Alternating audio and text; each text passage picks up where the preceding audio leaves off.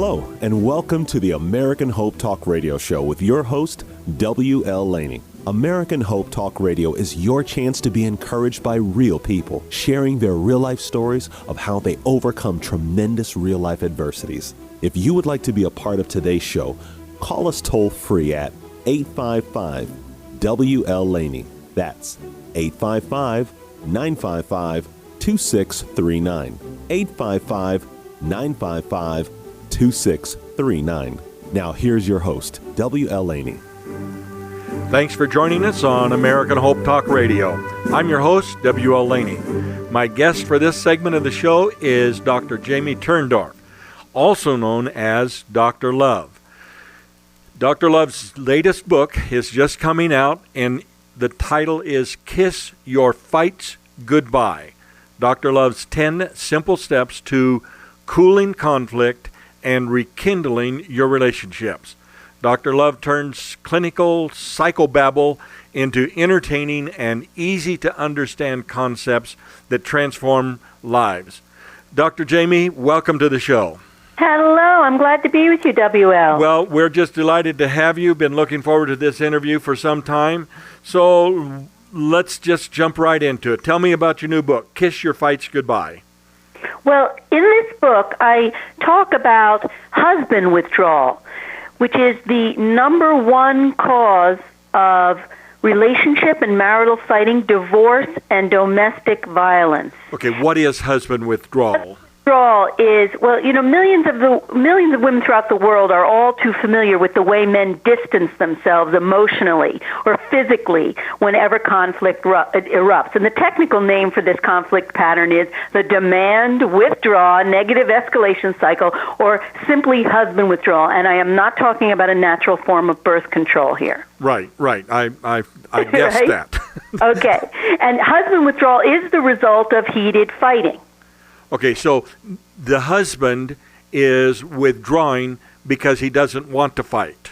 Well, and actually it is. Women don't know this, and men don't know it either. And so one of the most powerful aspects of my book is to just let you know that heated fighting triggers a biochemical imbalance in men's bodies that causes them to withdraw from conflict. And men can't help it. It's involuntary. Their bodies are hardwired to be hyper-reactive to stress and danger. And that programming dates back to prehistoric times when men were hunters and they needed to react with lightning speed to flee or to fight dangerous prey. Okay, so when you're fighting with your wife, you can't haul off and hit her. Right, so you flee. So it's the flee. And modern danger isn't the ferocious tiger anymore. It's the pissed-off wife or girlfriend. And when she comes at him baring her teeth and berating him with criticism, his body sees danger and involuntarily switches into ANS arousal, autonomic nervous system arousal, and that triggers the fight-flight response. And as you astutely said, WL, since most men don't want to physically fight their partners, they flee instead. All right, and that's... In your opinion, that's the number one cause for divorce and relationship problems? It's not only my opinion. We have statistics on fight patterns and causes for divorce, and what the research shows is that this particular interaction or fight pattern is the number one cause of relationship conflict, divorce, and domestic violence. And, I mean, sometimes the patterns are reversed and women are fleeing, but more generally, it's the guy who's fleeing and the woman's demanding and pursuing. And there's another thing I wanted to tell you and your listeners, which is the ways that men flee are subtle. There are three ways they do it. Obviously, the most... Before you do that, let's go back to the withdrawal issue first. Okay. I want to get a little more detail from you. Okay. All right. So, man and woman fall in love. Everything is peachy keen. Everything is wonderful. She can't do anything wrong. She's the girl of my dreams. I'm head over heels. She feels the same way about me. Right. Head over heels. I'm the best thing since sliced bread. We get married. We wake up the next morning, and then we begin to see the other person's faults. The wife immediately begins to try to change me. Well, it's not only the wife who wants to change you. I mean, the thing is, well, now we're going off on this. It's usually around 18 to 24 months into the relationship that our unconscious minds start to really see our partner as our parent. And it's always the parent who let us down that we begin to see in our partner. And now it's, I want to fix you, I want to change you, I want you to be different than my parent was, because we tend to pick partners who resemble emotionally the parent who let us down, because we're trying to fix something that didn't go right for us in our first family. So now I want to fix you and I want to change you, and if I can do that, I'll feel like I got from you what I never got from my parent. I call that the happy ending. Okay, is it true that it is typically the wife that is trying to fix the husband, or do husbands try to fix their wives? It can go both ways, but generally speaking, because women are the relationship overseers and maintainers, they tend to be the ones who notice the problems and bring those problems to their partner's attention. So more generally, it's a woman saying, we have to talk, this isn't right, that's not right. Okay, now let me ask a question. How do you spell fix the husband? Is that spelled Nagging? Yeah, that would be one way, because I call that's a fight trap. One of the things that women tend to do is to engage in a fight trap I call the three Scrooges: nagging, whining, and complaining.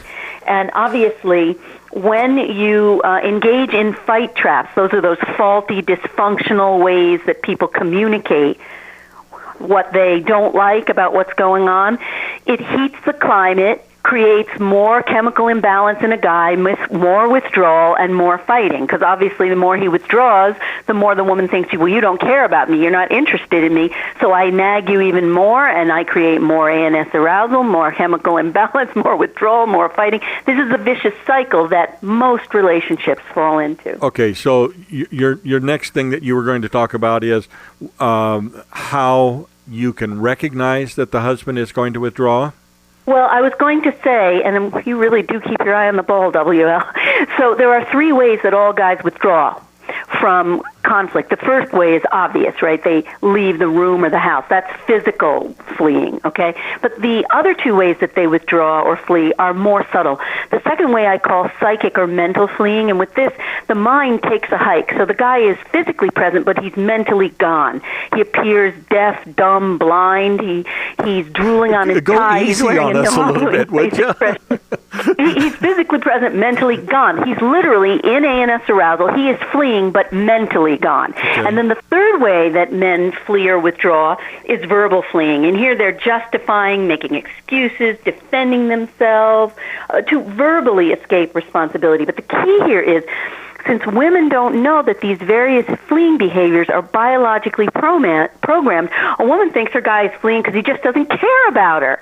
So she feels hurt. Her hurt morphs into anger, but when she turns up the heat and blasts him with her wrath, she unwittingly sets off more biological fire alarms, yes, more fleeing, and that's how all conflict and domestic violence is born. Okay. All right. Now the problem is I've got 14 questions and I can't get any of them out. Oh, baby, go for it. Let's talk about it for just a moment. You're saying that it's a biological reflex on the part of the man, mm-hmm, and the woman is pushing those buttons.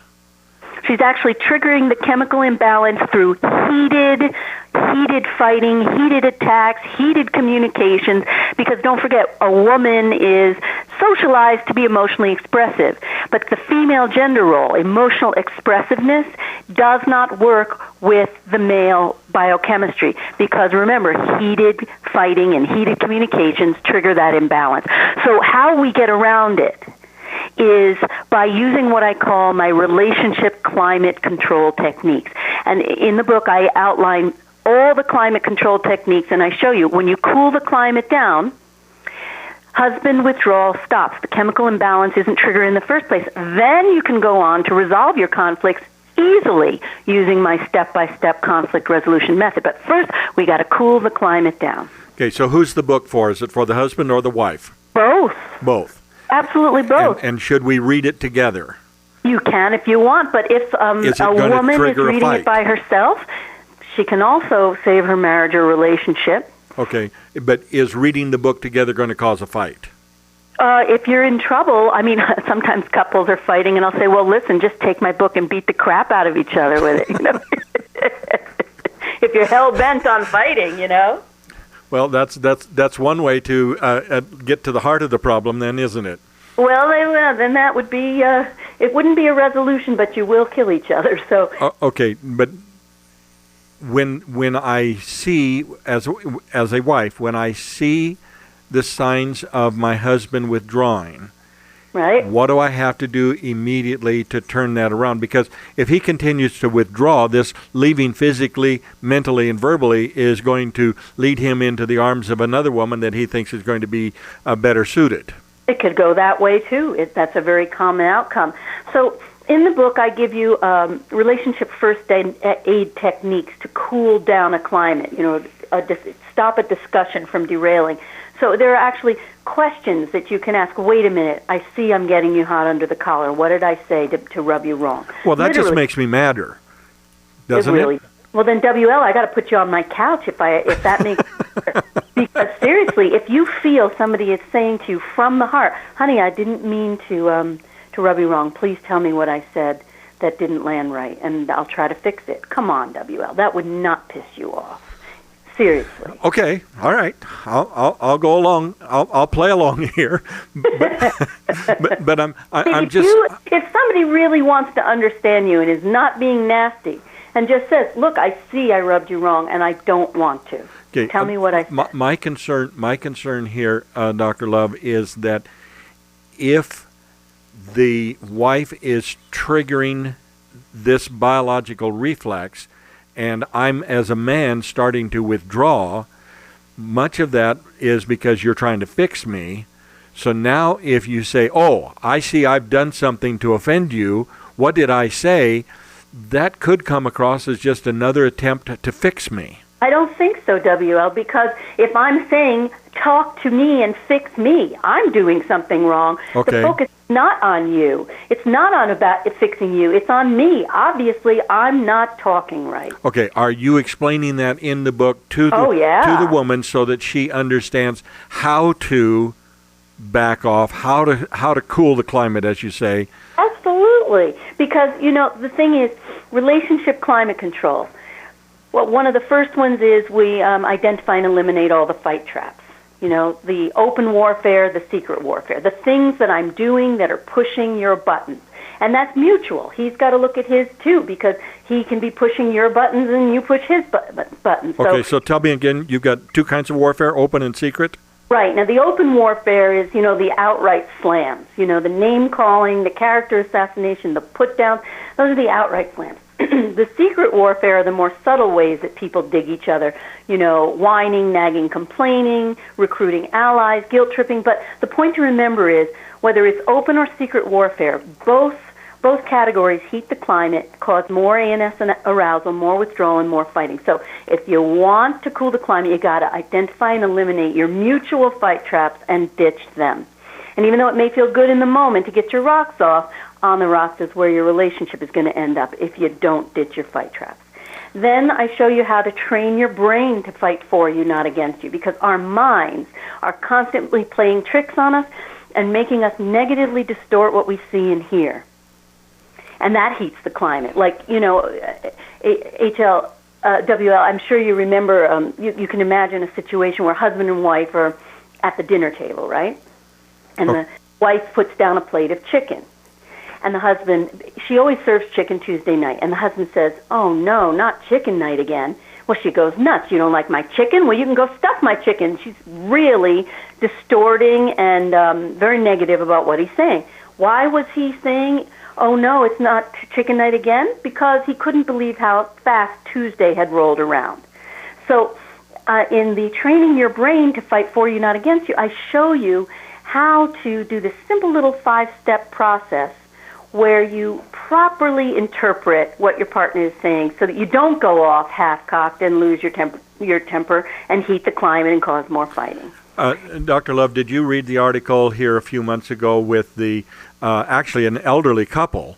I think it was in Oregon, and the husband killed the wife because she burnt the toast. Well, there you have it. Okay. Now, I'd do the same, you know. well, I'm surprised my wife has let me live this long. We've only been happily married for 42 years now, so I really don't know anything at all about this whole process. But well, that's wonderful that you decided to have me on. So it's just sort of a theory for you, which is right. Really, I can get myself straightened out for the next 42 years, so I can be a better person. Well, but if we're both focusing on being the best we can be, we're not pointing the finger out at the other guy, but looking always back at ourselves. Whatever I say and do boomerangs back on me. So if you're mad at me, I must have said or done something that was inflammatory to you. I want to know what that is. All right, Dr. Jamie, is that a secret to helping the couple get along if they both get serious about a self-help regimen where I'm going to become a better person? Well, yeah, and also the next relationship climate control technique is to identify and heal your old scars. Because remember I said the old scars from childhood that we both bring in heat the climate. Because we're constantly hearing our parents talk to us when we're interacting with our partners, and that heats the climate. Because, like, for example, husband and wife are out at a restaurant, right? And he keeps checking his wristwatch, and she goes nuts, and she says, listen, if you can't wait to get rid of me, just get the check and let's go. And he's thinking, what the heck? I'm just looking at my watch to make sure to feed the meter on time, and now she's handing me this emotional fine. What did I do? Well, she was going nuts because he reminded her of the scar she suffered with her dad. Dad never had time for her, so she thinks her husband didn't want to spend time with her. That heats the climate, causes more ANS arousal, more withdrawal, more fighting. So in the book, I show you how to use your intimate relationship for its highest and most divine purpose, which is to help each other heal the old scars that we carry from childhood. And as we work together to look at our scars and heal each other and be very attentive to recognize when we're saying and doing things that remind the other of a parent that hurt us, as we heal these old scars, the climate just cools.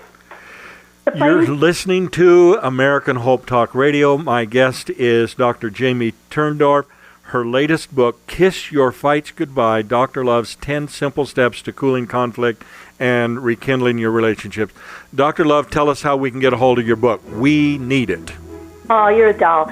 So you just go to Amazon.com and Kiss Your Fights Goodbye.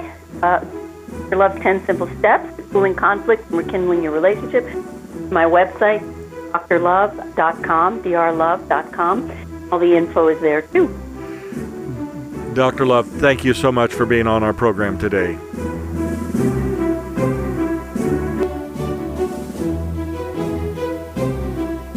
Thanks again for listening to the American Hope Talk Radio Show with your host, WL Laney. There's more hope and encouragement to be found after the show on our Facebook page, facebook.com/American Hope Radio Network. As always, if you'd like a copy of today's show for you or to share with a friend, all you have to do is call us toll-free, 855-WL Laney. That's 855-955-2639. That's 855-955-2639. Thanks again for listening to the American Hope Talk Radio Show with your host, WL Laney. We'll see you back here this same time and place next week for more hope and encouragement.